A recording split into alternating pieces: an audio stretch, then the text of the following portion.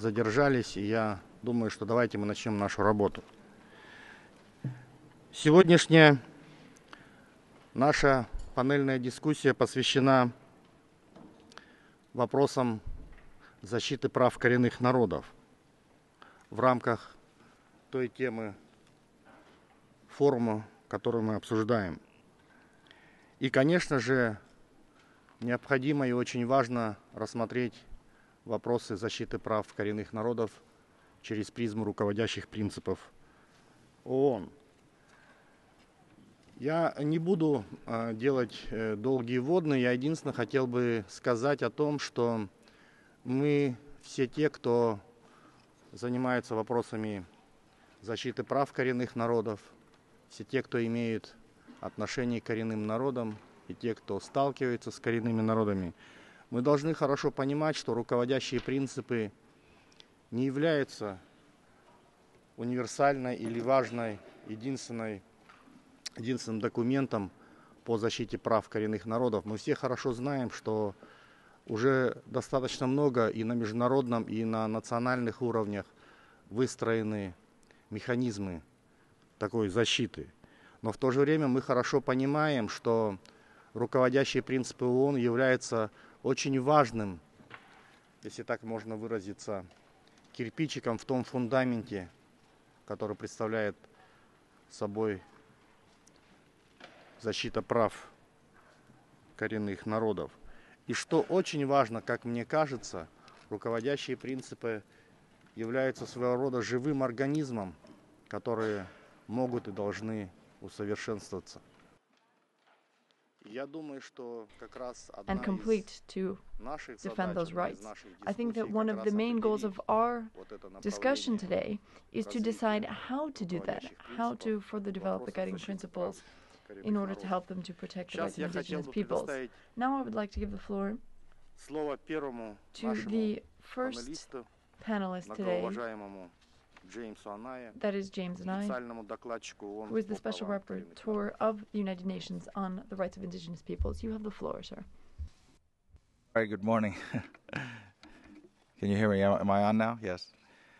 Fellow panelists, participants, representatives of member states, and friends and colleagues, it's a great pleasure to be able to participate in this panel. In my work as Special Rapporteur on the Rights of Indigenous Peoples, I've been confronted by numerous instances of alleged human rights violations in connections with business activities, especially in the context of extractive industries that operate on or near indigenous territories. So I've dedicated significant attention to issues that are at the intersection of business and human rights of indigenous peoples. My 2010 report to the Human Rights Council focused on the responsibilities of corporations in relation to indigenous peoples, and my last 3 reports to the Council included observations and recommendations from my study of the issues faced by indigenous peoples that arise from extractive industries. I'd like to focus today on the findings laid out in my last report to the Council, which was published in July of this year and which I presented to the last session of the Council in September. It's important to acknowledge, as I do in my last and previous reports to the Human Rights Council, that indigenous peoples around the world have suffered negative, even devastating consequences from extractive industries. I've further observed that even at its best, the business model that still prevails in most places for the extraction of natural resources within indigenous territories is not one that is fully conducive to the fulfillment of indigenous peoples' human rights. Thus, I've urged the need to examine new business models for natural resource extraction development, that is, models that are more conducive to the full enjoyment by indigenous peoples of their rights. In my last report to the Council, I observed that such an alternative model is one we can now see unfolding in various parts of the world, in which indigenous peoples themselves are forming their own enterprises and taking their own initiatives to extract and develop natural resources within their territories.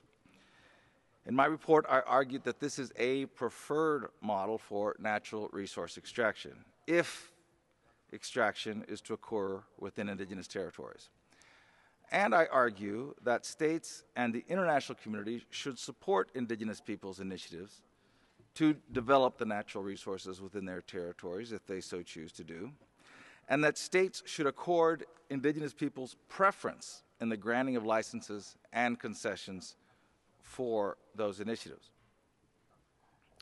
But rather than choosing to or being in a position to pursue their own initiatives for industrial scale resource extraction, most indigenous peoples, that is for most of them across the globe, the more standard scenario will continue to be one in which they face initiatives by the state or outside companies to develop the resources within their territories. And within this context, the principle of free, prior, and informed consent becomes of central importance. In accordance with the United Nations Declaration on the Rights of Indigenous Peoples and other international sources, free, prior, and informed consent applies as a safeguard when the exercise of indigenous peoples' rights may be affected by the decisions of state authorities or others. As a safeguard, indigenous consent is to be sought and given only upon conditions that provide for sustainable agreements with indigenous peoples that are conducive and protective of their rights, which in this context include the right to self-determination and the related right to pursue their own priorities for development, their rights to lands and resources in accordance with traditional tenure, their rights to culture and religion in connection with their traditional territories and sacred places, and their rights to a clean and healthy environment, among other rights. In my report, I lay out what I see as the minimum conditions for sustainable agreements with indigenous peoples for the extraction of natural resources within their territories, in accordance with now accepted international standards that are aimed at securing their rights, including the standard of free, prior, and informed consent. I would like to now briefly summarize these conditions. They include the following. First, there need to be in place adequate state regulatory regimes that are protective of indigenous peoples' internationally recognized rights. In the context of extractive industries, the state's obligation to protect human rights in accordance with the guiding principles on business and human rights includes the obligation to ensure a regulatory framework that fully recognizes indigenous peoples' rights over their lands and natural resources and other rights that may be affected by extractive industries, that mandates respects for those rights, both in all relevant state administrative decision-making and in the behavior of extractive companies, and that provides for effective sanctions and remedies when those rights are infringed either by government or corporate actors. Second, a second minimum condition in this connection, states that are home to extractive companies that operate abroad in indigenous territories should adopt regulatory measures that are aimed at preventing and, in appropriate circumstances, sanctioning and remedying violations of the rights of indigenous peoples abroad for which those companies are responsible or in which they are complicit. And I note that Principle 2 in its commentary of the guiding principles of human rights advocates for such extraterritorial regulation or regulation of extraterritorial activity of companies in appropriate circumstances. Third condition, indigenous people should be afforded the opportunity to participate in strategic planning on natural resources development and extraction, given that such strategic planning by the state can have profound, even if not so immediate, effects on the enjoyment of indigenous people's rights. Fourth, in accordance with the guiding principles on business and human rights, companies that seek to engage in resource extraction should perform due diligence to ensure that their actions will not violate or be complicit in violating indigenous people's rights. This due diligence entails identifying with particularity at the very earliest stage of planning for an extractive project the specific indigenous groups that may be affected by the project, their rights in and around the project area, and the potential impacts on their rights. Additionally, extractive companies should employ due diligence to avoid acquiring tainted assets, such as permits previously acquired by other business enterprises in connection with prospecting for or extracting resources in violation of indigenous people's rights. Fifth, there need to be fair and adequate procedures for consultations and negotiations with Indigenous peoples in order to arrive at consent-based, fair, and equitable agreements. Necessary features of an adequate consultation or negotiation over extractive activities include state oversight when Indigenous peoples choose to negotiate directly with companies, specific measures to mitigate power imbalances, information gathering and sharing, provisions for adequate timing of consultations in an environment free of pressure, and assurances of Indigenous peoples' participation through their own representative institutions. Finally, agreements with Indigenous peoples allowing for extractive projects within their territories must be crafted on the basis of full respect for their rights in relation to the affected lands and resources. In particular, agreements should include provisions providing for impact mitigation, for equitable distribution of the benefits of the projects, for substantial Indigenous participation in the control over the execution of the project within a framework of genuine partnership, and grievance mechanisms that take into account Indigenous peoples' own laws and institutions. Without all these conditions and the free, prior, and informed consent of Indigenous peoples, extractive projects should not go forward on their recognized or traditional territories. But these conditions, with these conditions, extractive activities may be not merely or only compatible with Indigenous peoples' rights, and in particular their right to self-determination, but may also help to strengthen the exercise of those rights. Thank you very much for your attention. Thank you very much. James. Thank you, James.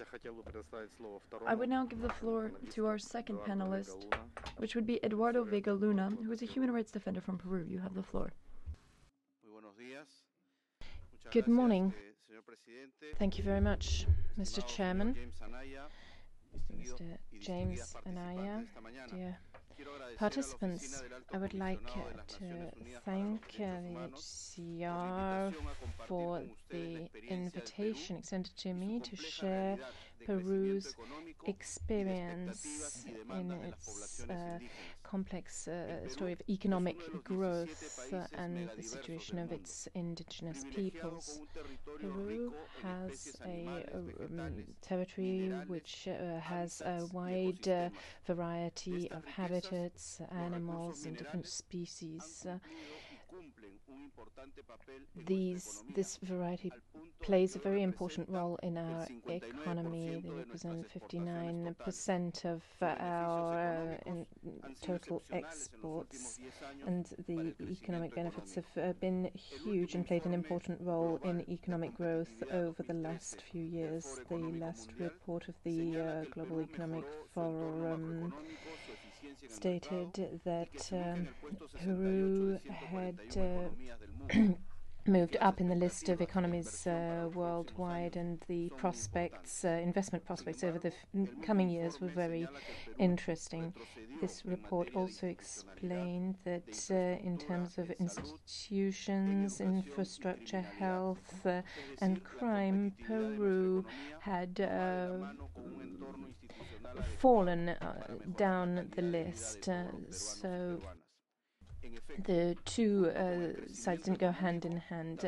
Economic growth went hand in hand with the increase in extractive industries. 145 conflicts, 145 of which were for mining issues, 9 on energy, and 4 forestry. 19 conflicts involved demands of indigenous peoples for the fact that the free, prior, and informed consent law is not respected. These social conflicts, when they are not dealt with in a timely manner, generate high-level crises which can lead to violent confrontations. Peru, in the same way as other countries of Latin America,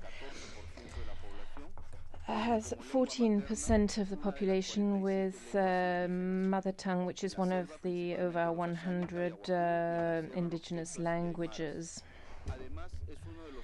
Furthermore, it's one of the 7 countries where there are indigenous peoples living in isolation or having very little contact. Some of these peoples live in a situation of extreme vulnerability and require the attention of the state in an urgent manner. Their right to self-determination, amongst other things, is one of the bases of our democracy, as Mr. James Anaya explained in his last report on the extractive industries. Indigenous peoples have been involved in the development in Peru.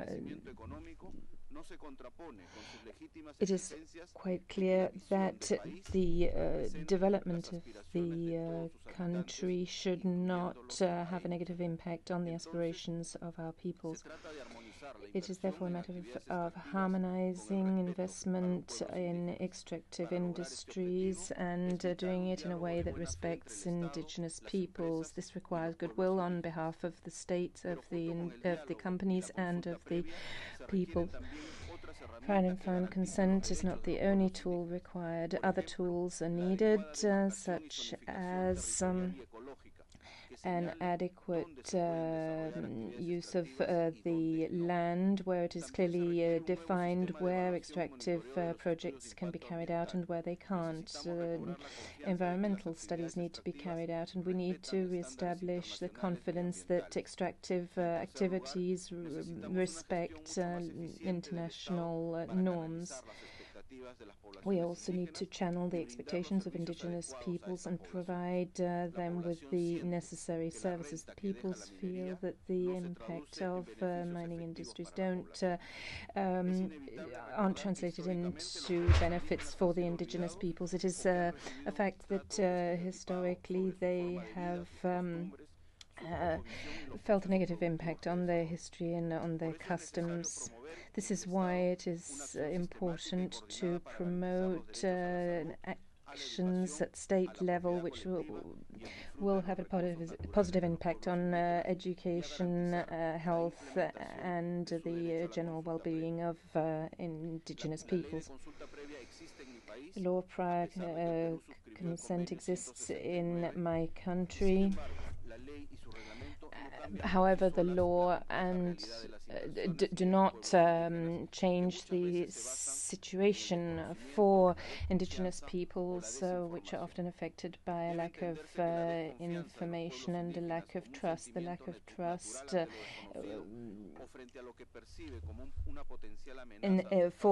for these peoples is due to what they feel is a threat on their environment.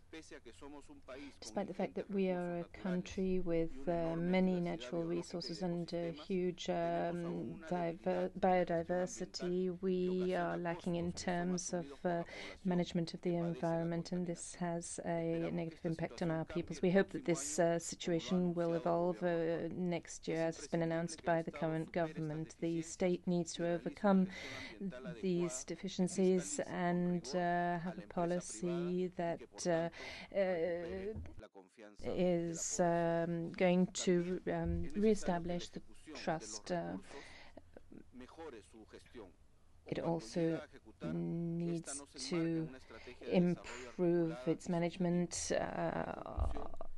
of extractive projects, and in terms of investment, sometimes the investments are not done in the correct manner, which is why the peoples feel that they are being abandoned. Despite efforts having been made to implement good practices in terms of management in the face of the possible impact of extractive activities, in reality, the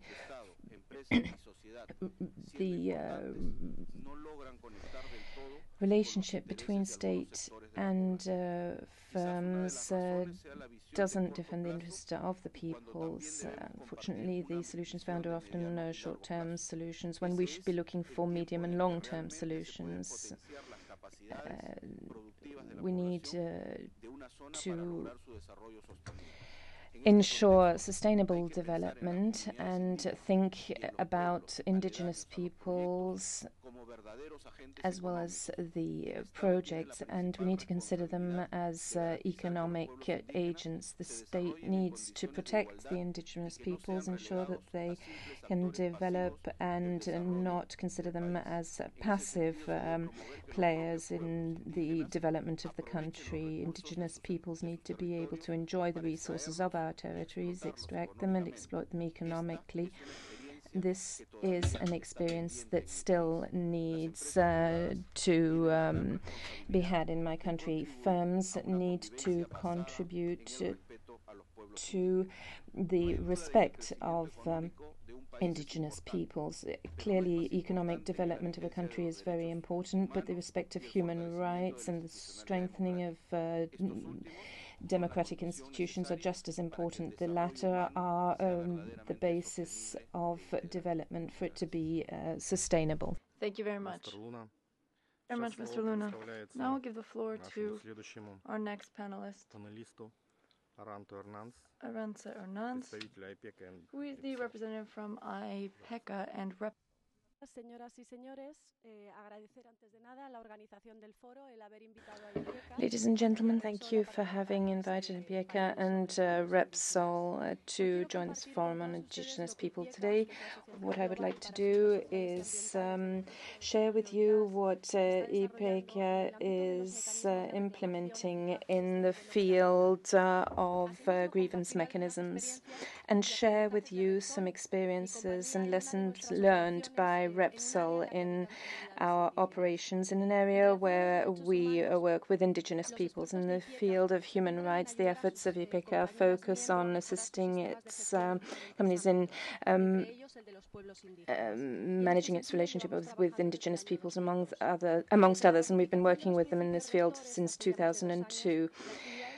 The activity of the Working Group on Human Rights of IPIECA has focused over the last few years on two fields. First of all, on due diligence, and secondly, on effective grievance mechanisms, making it easier to share experience and train the companies that are part of the association. I would like to mention the fact that we focus on preventing any impact on rights, and at IPIECA we are working on the procedures that can help us identify and mitigate any impact on the rights of people affected by our activities. In the case of activities that do affect indigenous peoples, these assessments take into account the rights that are recognized at international level. In 2012, IPIECA published a report on the impact of activities, and this was done in collaboration with the Institute on Human Rights. Alongside these, in the context of these grievance mechanisms, we believe that effective grievance mechanisms can make it easier to have hasty intervention, and we realize that most grievances on behalf of communities are in the context of operations and other issues that can be solved in a rapid manner and a local level, especially if these issues are dealt with at an early stage. There are many benefits to operational grievance mechanisms. They are less costly for the communities. They affect a higher number of beneficiaries, and most often both parties are satisfied with the solution found. We believe that a local effective grievance mechanism strengthens relationships between the firm and the community. Internally, it also represents the best manner for the firm to operate on the basis of lessons learned. Our activities are based on a series of pilot projects carried out by companies such as Shell, Total, British Gas, Hess, and Repsol, amongst others. along with specialized consultations. We have practical tools and lessons learned that will be published in a report that in 2014. Lastly, I would like to share with you a few experiences of Repsol in the field of the grievance mechanism at operational level. Repsol recognizes the rights of indigenous peoples, and in 2008 we approved a policy and rule on our indigenous peoples, and since then we have been developing a series of internal procedures through due diligence in our own activities and in the field of our commercial activities. We continue to work on this grievance mechanism and on our and we are also working with the IPIECA. We believe that operational grievances are a tool an important tool in terms of our relationship with the indigenous peoples, and they need to be based on informed consent. They can only then can they be a useful tool for indigenous peoples. As we said at the outset,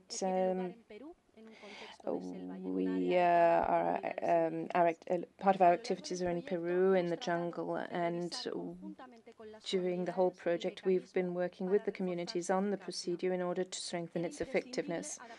It is absolutely vital that it be adapted to the logistic and cultural environment at local level along with the indigenous peoples, and we understand that a grievance mechanism can only achieve its purpose if the people affected understand it and are able to use it in an effective manner and trust it. We've worked with the community authorities, with the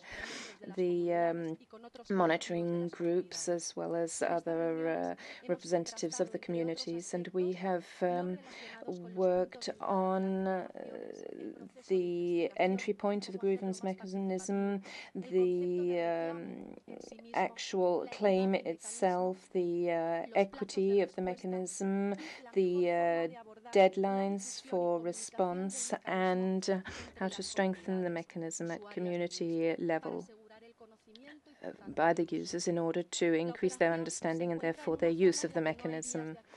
We are working in an area where there are no open roads. It's in the jungle, and most transport is done on the river. Part of the project was ensuring the accessibility of the mechanism. The community team is playing an important role, as it's constantly on the move, visiting the various communities that live alongside the river. In the sense, the role played by the federations and the community authorities has been very important. Their role as intermediaries in receiving the grievances, and this is a very important role given that many members of the communities don't know how to read or write. They're also playing an important role in terms of the dissemination and communication of the mechanism. To conclude, I would like to stress the fact that these operational grievance mechanisms, if they're effective, can be the most important solution for indigenous peoples to make their needs known. I would also like to encourage other entities to design and implement such mechanisms. Thank you very much. Thank you very much, Madam Hernanz. I would like to have our discussion take place in the following manner. I will give the floor to our commentators slightly later. We have two commentators that will participate in the discussion later. So now I'd like to give the floor to those who would like to make comments or who might like to ask questions to our panelists. So I shall open the floor. Is there anyone that would like to ask a question or to make a comment? Let's try to, first of all, respect the 3-minute time limit. And second of all, I would suggest that you either make some proposals, bring some new ideas for the working group or for the entire UN system on how we should move forward in the issue of protecting indigenous people's rights. So, I shall now give the floor to our distinguished colleague, Willie. Willie, you have the floor. Thank you very much, Mr. Chairman, and good morning to all delegations. Let me first begin by thanking all of the panelists for their very important contributions this morning. I would like to make 4 quick points, if I may, Mr. President, that adds on to the studies that the expert mechanism on the rights of indigenous peoples have conducted in the past. The first point I wanted to make was with regard to treaties. Treaties, in some instances, were or are economic partnerships. Those economic partnerships by way of treaty are now supported by the UN and the OAS Declaration on the Rights of Indigenous Peoples, and I think we ought to consider these as a framework for implementation. Honoring and respecting such treaty relationships in the Promote, Respect, and Remedy framework would be an important step forwards towards implementing the UN guiding principles. And coincidentally, this morning as we were coming here, I saw a sign that said the right to development is a human right. And I kind of want to link my statements in that regard, because treaties are also human rights. Treaty rights are human rights. In that regard, for example, the free, prior, and informed consent that has been discussed several times is also a treaty right. There must be consistency in its full application, however, because I noticed in the last year and a half, for example, there has been much commentary on the right to prior, pre, and informed consent. And there needs to be consistency, both in the state interpretation and also in the indigenous interpretation and in the corporate policy. I'm concerned if there's inconsistency in what is meant by free, prior, and informed consent, it'll actually add on another barrier. The obligation of the free, prior, and informed consent is beyond the legal duty to consult. And in fact, with regard to the right to self-development, it's a fundamental element of that right. The third point I wanted to make was with regard to children's rights. In many cases, women and children are directly impacted by state and corporate activities. Children, as you know, are a very significant percentage of our population. In fact, I saw an estimated figure one time that there are actually 68 million indigenous children globally. And yet they're not mentioned in any documentation. I noted, for example, yesterday there's a paper on the Convention on the Rights of the Child from the perspective of business and human rights. And there's no mention at all of indigenous children.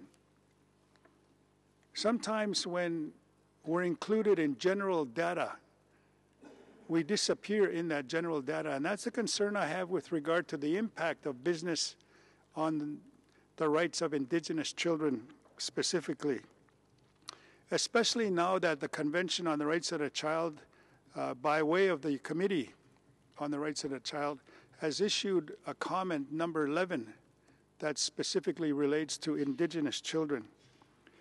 So I think that they warrant specific reference for inclusion. Fourthly, business and human rights is an access to justice issue that has been dealt with by the expert mechanism on the rights of indigenous peoples. And indeed, it should be included when we discuss Pillar 3 and its implementation. In a recent study that we came across in our discussion with the expert members is that there has actually been 63 statements and declarations made by Indigenous peoples in this area. In fact, there's actually now 3 new ones that we could add to that. These declarations identify 80 common demands, but those demands can be narrowed down to 6 main areas: self-determination, territory, free, prior, and informed consent, human rights, cultural rights, and treaties. It was our submission last year that the UN Declaration provides a framework for conflict resolution and reconciliation. And I want to, in conclusion, support Special Rapporteur Jim Anaya's comments with regard to a new business model. In our study, the 3 Indigenous mechanisms actually had a discussion on a consolidated presentation with regard to extractive industries. And we noted that, in agreement with the Special Rapporteur, that indeed the right of free, prior, and informed consent needs to be considered as a safeguard, one that can be withheld, actually, unless those conditions that are proposed by the Special Rapporteur are present. With regard to Eduardo Vega Luma's points, I think I want to underscore the importance of designated land use by Indigenous peoples, whether it's by land use policies or codes. This is an important added tool that needs to be considered. And lastly, with the last intervention on due diligence and effective grievance mechanisms by Hernanz, the last speaker, Madam Hernanz. We noted in our report, and I want to restate that with regard to effective grievance mechanisms, we need to be open to the use of Indigenous conflict resolution mechanisms under the framework of the UN Declaration.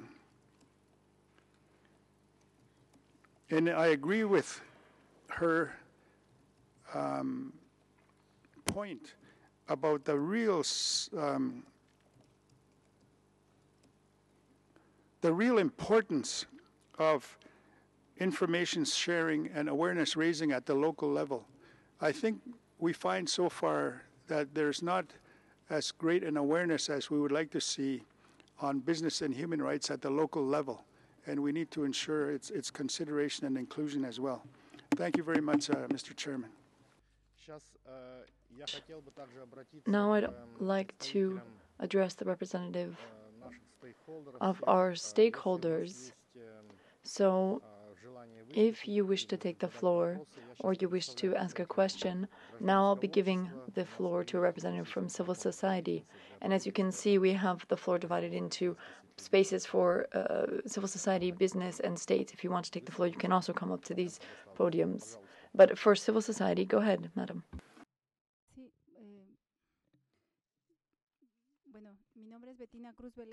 Bettina Cruz Velasquez.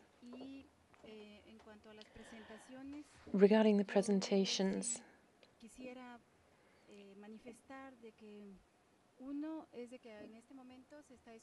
firstly, currently we're talking about human rights and business, and it's important to realize that human rights and businesses also includes indigenous peoples, because currently most extractive businesses and energy businesses are extracting the natural resources of indigenous peoples. That's why the issue of indigenous peoples is important.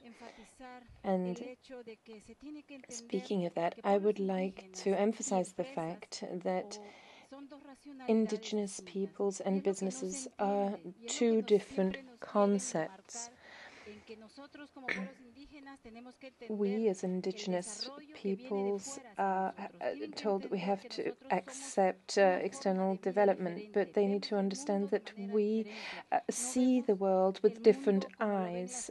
We don't see it in the same way as businesses or other societies do. For others, the most important thing is business and the financial value of things and the market, whereas for indigenous peoples, the most important thing is the value of use of our territory, of our culture. It's the value, and that's where the starting point should be. People shouldn't try to put us all in the to treat us all in the same way, because we're not all the same. We're different, and I think that this difference needs to be respected. The free, prior, and informed consent for the setup of business needs to be the absolute minimum for businesses to be able to set themselves up on our territories. And consent, I understand as us not always having to say yes. Consent is us receiving the information and being allowed to say no. We have the right to say no. We have the right to control our territory, because that is what we are. If we lose the control of our territory, we lose what we are, and that's what we're fighting for at the moment with multinational entities. Companies such as Vestas, Iberdrola, and so on. All of these energy businesses are in Latin America, and I heard this lady from Repsol who was talking about best practices and so on, and indigenous peoples. And there are a lot of conflicts in South America to do with oil and Repsol.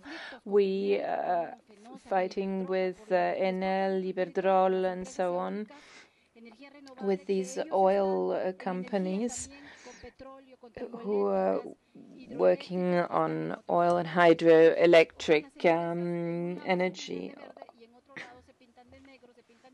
So these businesses, at the end of the day, are wanting to win over our territory, whatever form they present themselves under. Now, referring to Peru, how have you reached the conclusion that indigenous peoples want to harmonize development? Thank you very much.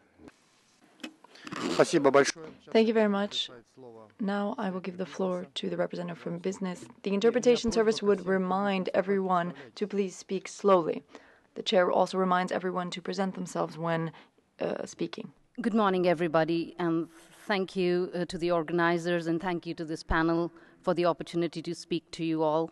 My name is Anupama Mohan, and I work for Statoil in Norway, in the oil and gas company. And we are active members of IPIECA, which has been mentioned several times, the Global Association of Oil and Gas Companies on Environmental and Social Issues. My colleague Arantza has already shared on the panel with you the work that we are doing together in IPIECA on grievance mechanisms and improving industry practice on it. I would like to take this opportunity to inform you of the work that we are doing together at IPIECA on indigenous peoples' issues per se that are relevant to oil and gas projects. This work has been going on for many years now. I would recall 2008 or even earlier that we started working on this.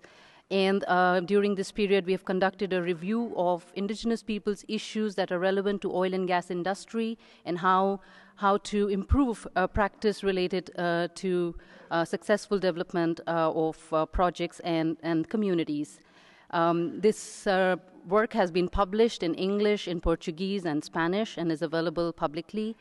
And more recently, we have been working on issues related to free, prior, informed consultation and free, prior, informed consent in trying to understand what is the practical expectation and operational element of it, what should it look like on the ground, who gives it, who obtains it, and what are the right ways and approaches for it, given that a lot of this responsibility belongs to the states in the defined instruments, how best to work in a way that states' duty and the business responsibility is fulfilled in the right manner. In this work, we are constantly engaging with Indigenous peoples' organizations, listening to them and talking to them to understand what is the best way forward for a collaborative solution. Thank you. Thank you very much. Now, the representative from the states, you have the floor. Thank you, and good morning to you, Mr. Moderator, and to the panelists and everybody in the room. We would like to briefly recall the European Union's contribution to the work of the Working Group on Human Rights and Transnational Corporations and Other Businesses Enterprises in March 2013 and ahead of the 68th General Assembly. Inter alia, we stated that appropriate due diligence by investors is necessary to prevent negative impact of business activities on the rights of indigenous peoples. And we also highlighted three issues that I would just like to recall here today. First, the necessity of indigenous people's participation in decision-making on matters which affect their rights, for example, in relation to planned development projects on their land. This should be done through representatives chosen by themselves in accordance with their own procedures. There should be in particular reference to the practical dimensions of the principle of free, prior, and informed consent, ensuring, for example, full disclosure of relevant information and that documents are available also in local languages. Second, on clarity on land ownership by addressing the lack of effective registration mechanisms for land tenure, including respect for indigenous communities who ancestrally inhabit the land. Problematic issues on corporate leases have to be tackled and solutions have to be found, particularly when land has been leased for corporate development while ownership is still under consideration in the court, or have been returned to indigenous people, although corporate development commitments have already been attached. And just finally, different perspectives have to be taken into consideration and have to be balanced. Most importantly, the potentially opposing perspectives between indigenous people and their traditional life and the interests and needs of commercial enterprises, particularly those of extractive industries, must be addressed. Thank you so much. Thank you very much. Now I'll give the floor to the next speaker. Go ahead. Thank you. My name is Olga Abramenko. I'm from Anti-Discrimination Center Memorial, the Russian Federation. In Russia, we learned very rarely about the conflicts between indigenous communities and extractive companies. And as the Russian Federation is very successful in oil and gas business, it might be concluded that in such conflicts, if any, the winners are businessmen and the losers are indigenous people. Recently, from the Russian media, we have learned about the conflict between Lukoil Western Siberia company and the indigenous community of Khanty people. The company pretends to the piece of land for oil extracting and already had a license for their business from the authorities. The community of Khanty earlier had to change the place of their living 5 times due to oil extracting. But now they have no place to go for their traditional way of life or deer raising.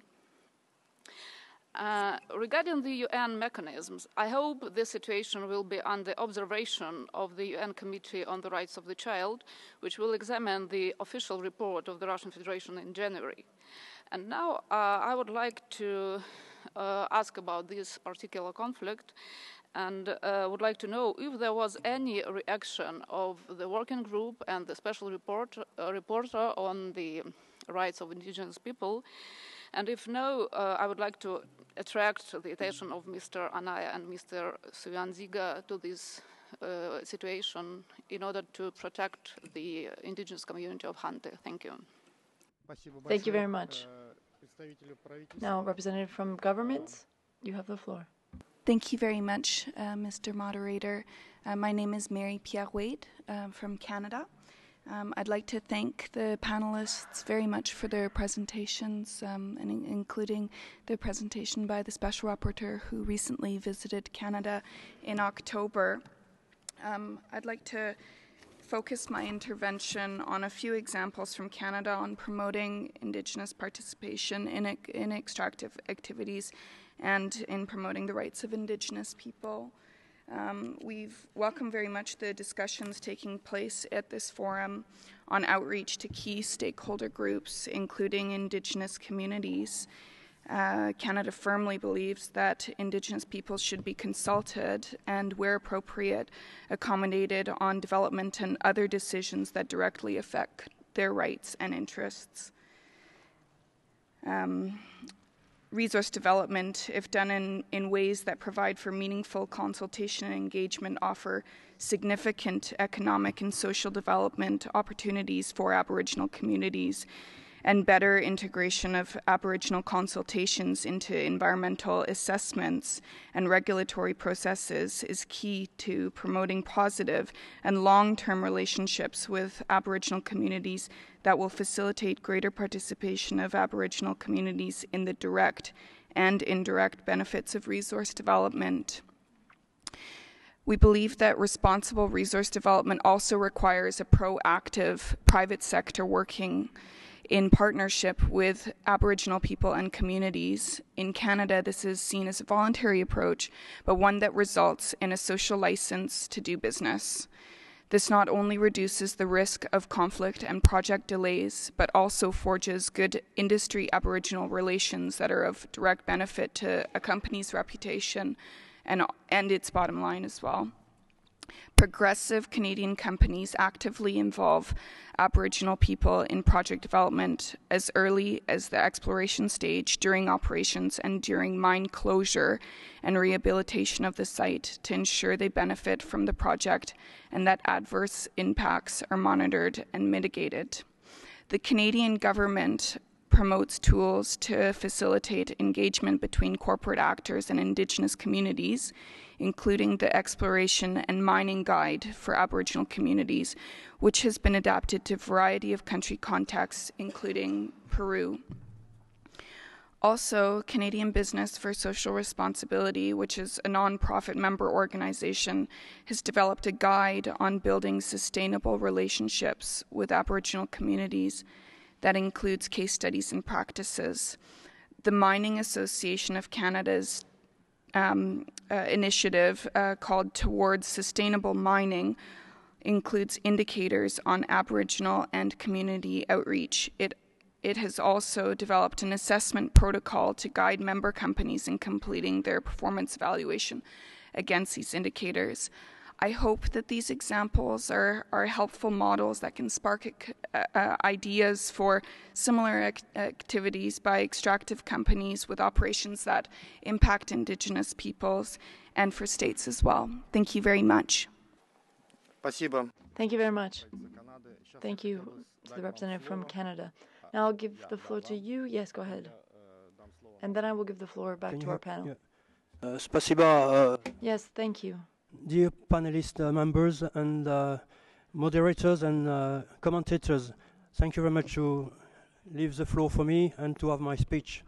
I just want to relate very quickly a story which happened in the 1990s, which is a story between Indigenous people of South Pacific, which is the Kanak people, and the white majority of the Caldoche people. That were two ethnies of French overseas territories. So the issue was about the ownership of mines and economical resources by the white. And the black people, which are the Kanaks, were deprived of all the resources. They didn't have economical well-being. They live in reserves, like in America now, and they were poor. So there was a good issue solving which has been made by France, and I think that France should help more about solving cases like this in the world. So I give you the steps. The first steps was to recognize there was difficulties between two different ethnies. One which was the Aborigines once were majority in their country. They were the owners of the land, and later came the whites, and the whites became the majority population in New Caledonia. And at that time, the minority people were oppressed, were segregated, and were persecuted. So France have to organize a way to solve the issue. So the first step was to denounce those atrocities by the Kanak people. The second step was to have a strong central power, which was made by French socialist government, which was at that time head of France, which was François Mitterrand.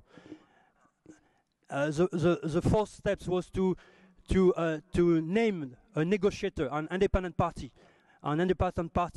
from the majority of the white people who own the resources, and this independent party would be independent also from the Kanak people, which were the Aborigines. The fifth step was to ask the indigenous people to buy the mines from the white people, from the hand of the white peoples. What they did is to buy the lands, and the government was guaranteeing the resources, the assets bought by the Kanak people. Another step was for France to make a quick training, very quick, speed up training of 400 top leaders in New Caledonia, which has been made in. So those leaders, those Kanak leaders, has been trained in politics, in administration work, in business work, so they can efficiently run the resources if they want. And the last step was before the last step, it was a transition period between the time the problem was going to be solved and the time the Kanak was looking for separatism from those whites who used to own the land and the economical resources.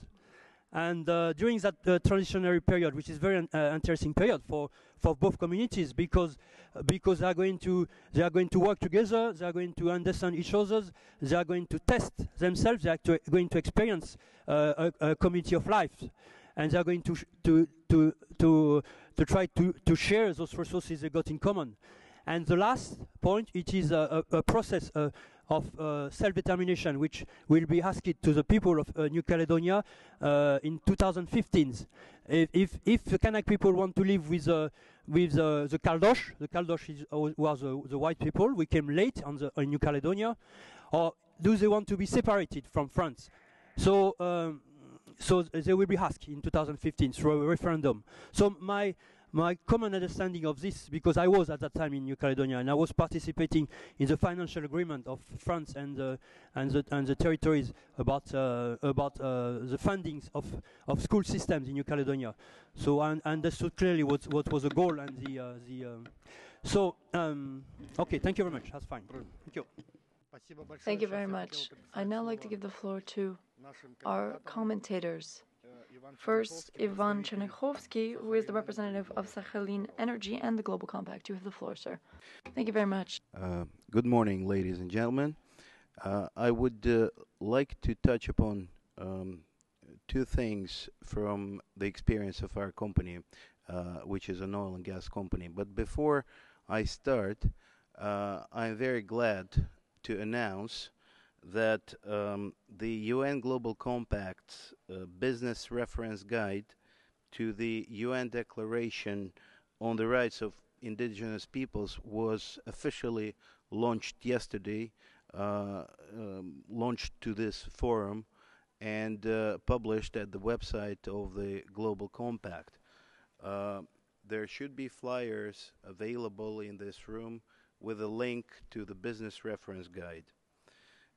We initiated a dialogue 2 years ago and inspired other UN Global Compact participants to start this work to better understand the rights of indigenous peoples, because we felt the importance of increasing business awareness of international human rights standards relating to indigenous peoples, and the need for practical recommendations to respectfully engage with indigenous peoples. So this guide has been an international joint effort for 2 years, including a public consultation period during which thousands of people across the globe were invited to participate in the development. And I'm truly very proud that Sakhalin Energy have contributed to this reference guide, and we definitely hope that it's going to be useful for businesses in dealing with indigenous peoples. Now, back to my 2 points. The first one is the example of using the free prior informed consent in our experience. There are 4 major ethnic groups of indigenous peoples in Sakhalin where we work, and they constitute about 1% of the entire local population. In 2005, we as a company established a partnership with Sakhalin indigenous people and the regional government of Sakhalin and created a new engagement mechanism called the Sakhalin Indigenous Minorities Development Plan. We committed to implement this plan during the entire life of our project, which is currently planned until mid-40s, but might be extended. The plan is implemented on a basis of 5 years phases. We are currently in the middle of the second phase, which means that we are currently having second plan. This plan is based on international standards, implementation procedures, management structure of the second plan reflect the requirements of all the new international standards. And it was developed in accordance with the free prior informed consent principle provided in the United Nations Declaration on the Rights of the Indigenous People back in 2007. We utilized this principle in 2010 before the new standard of IFC was adopted. The mechanism of FPIC was agreed with the plan working group that mostly consisted of indigenous people representatives. Compliance with the FPIC is confirmed by the mechanism of engagement that we used, including the following. The final evaluation of the first plan was performed by independent auditing and monitoring team, which consisted of IP representatives, sociologists, and external monitors. Their conclusions and recommendations were incorporated into the second plan. We had 2 rounds of free, prior, open, and participatory consultations with all 11 indigenous people communities and stakeholders during the preparation of a plan. The 2 rounds of consultations were followed by a special conference of the indigenous peoples of Sakhalin. They elected delegates from all IP districts and they declared that and gave their consent to the plan and to their representatives right to sign a tripartite agreement to implement the plan. During the independent midterm review implemented this year, our plan compliance with free prior informed consent was also confirmed. And the second thing, which is very, very important, and it was many times discussed in this room today, is the grievance mechanisms. We also have some experience in creating a specific mechanism for grievances from the indigenous peoples. First of all, we believe that grievance procedure, grievance mechanism is a very effective tool to build trust and to manage risks. that's why we introduced the general grievance procedure for our staff, for our partners, for broad communities more than 10 years ago. But then we took part in testing the UN guiding principles on business and human rights in relation to corporate grievance mechanism.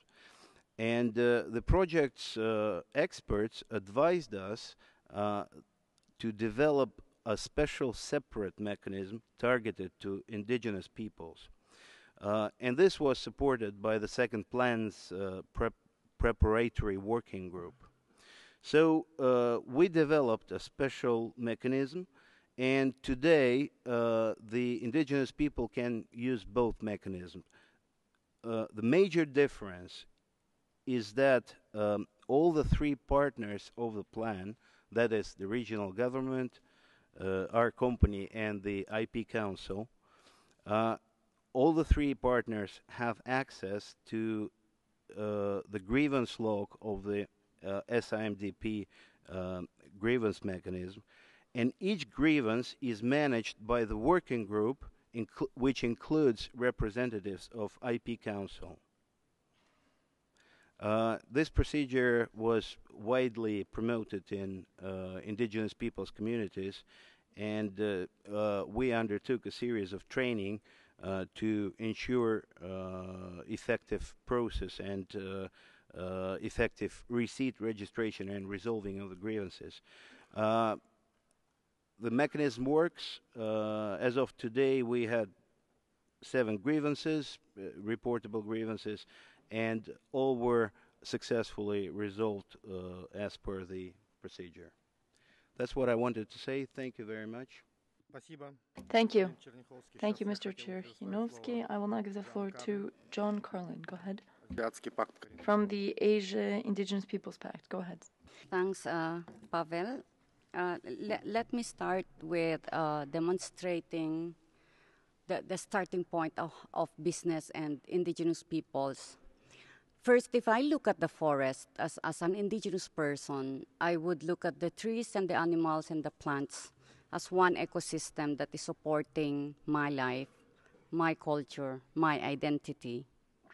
But if a businessman looks at the forest, it would immediately calculate how much the timber would cost and how much it would cost to travel the timber from the forest.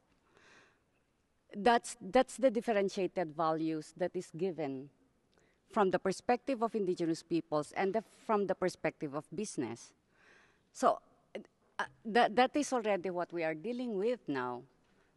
I'm not saying they are not compatible, but I want to demonstrate the point that there is a need to understand the perspective, the values, the principles, as well as the rights of indigenous peoples in order for us to be able to understand better how FPIC, human rights diligence, and effective grievance mechanisms can be put in place.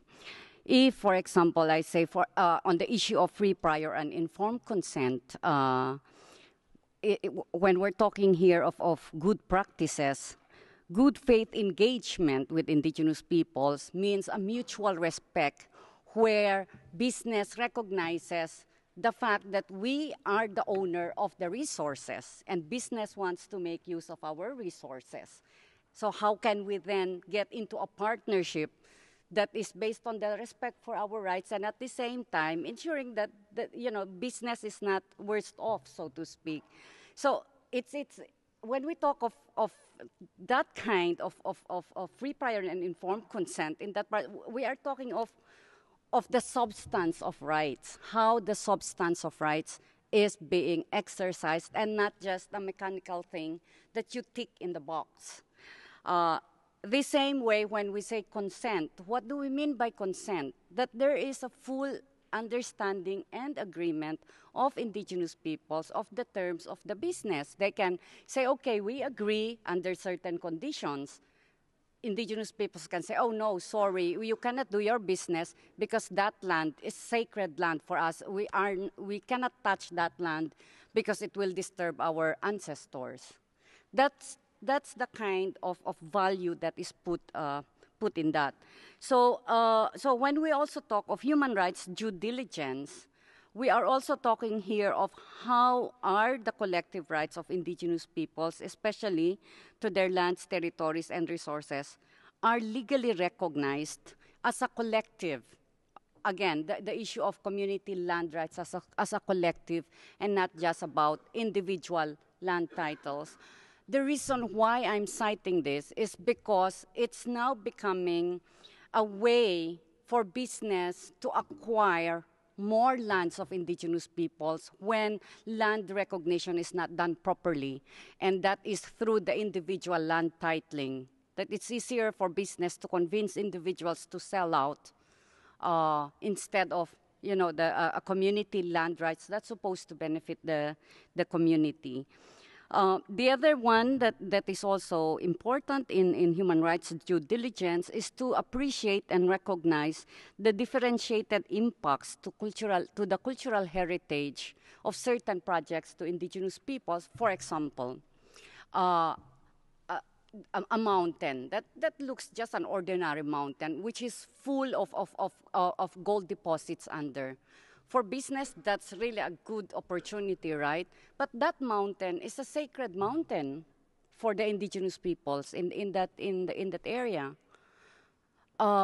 So how will you then, if the gold will be mined out, how will the cultural value of that mountain also be accounted for? So when we do human rights in due diligence, we also look into the wider socio-cultural dimensions of potential impacts of projects and how to mitigate or how will it be avoided, because that is part of the cultural rights of indigenous peoples.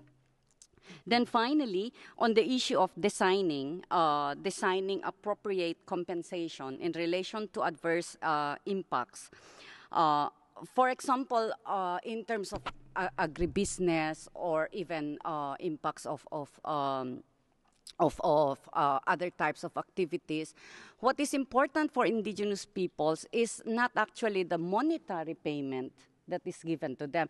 It's really more ensuring that they have sustainable livelihoods.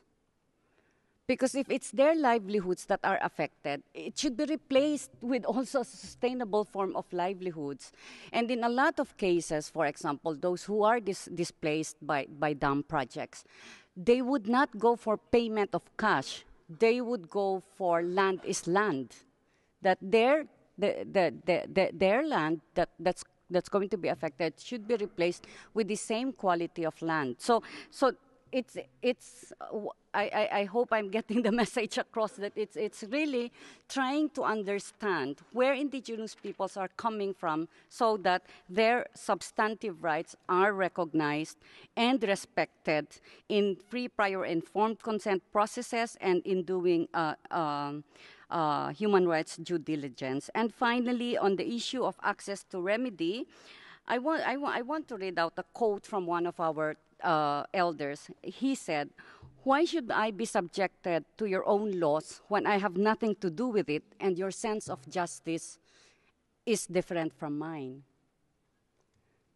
Because we are, as indigenous peoples, also governed by our customary laws.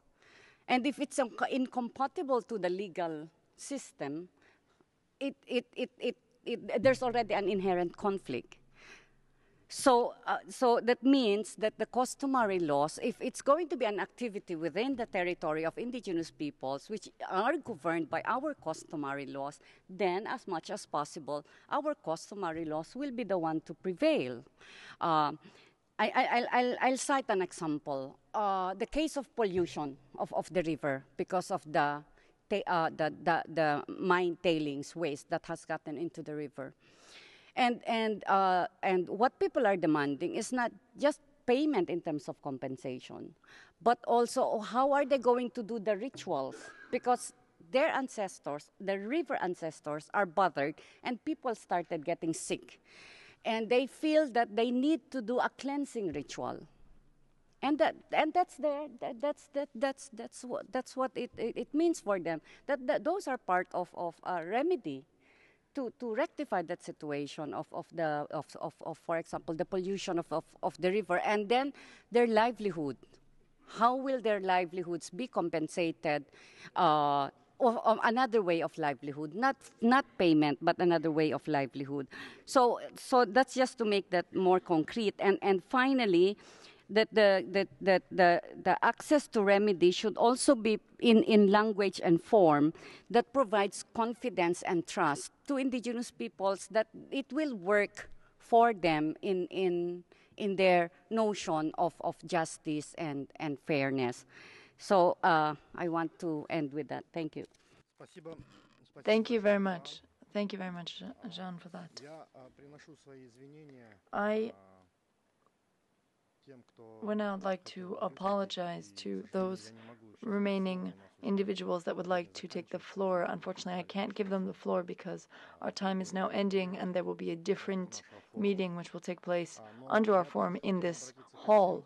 But I would like to address all those who still have some specific proposals or questions with regard to the work of the working group or the entire United Nations systems. I think that you will have an opportunity to give those proposals to us and that we will consider them at another juncture. In conclusion, I would like to just cite one example. When we held a forum of indigenous peoples and business recently, one of the representatives of a very major transnational company said that they had carried out a recent survey of indigenous peoples, of their indigenous communities, which the company was working with. And one of the questions in the survey was, what do indigenous peoples want from business? And the answer was the following. Or rather, there were a number of answers that they could underscore. So there was an answer, for example, they could choose materials, they could choose schools or something. And the representative of business said that he was actually surprised by the real answer that they gave. It was different than that. There was about 90% of the respondents who, they were indigenous respondents, who said that they primarily wanted respect. Respect was what they wanted. Respect of their rights, respect of their views, respect of them as a people. So I think then what Joan has just said in her concluding remarks, unfortunately, that is what is usually lacking. It's the respect. So I, by means of conclusion for our discussion today, would like to address all people here and say that we please respect each other. And since, of course, today we're discussing the issue of indigenous peoples, I think that we need to respect the rights of indigenous peoples. Thank you very much.